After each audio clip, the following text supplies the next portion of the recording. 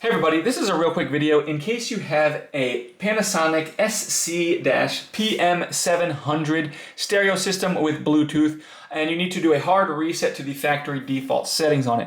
Now you're going to want to do this for one of two reasons. The first one is troubleshooting.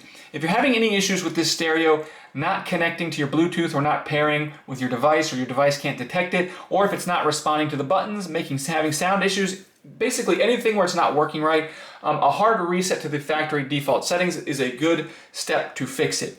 The other reason you might want to do this is if for whatever reason you just want to get everything wiped off of it, the pairing history and everything, so that you can set it up like it's a brand new stereo. We can do this really easily. All we need to do is start by unplugging this stereo and letting it sit for 3 minutes unplugged.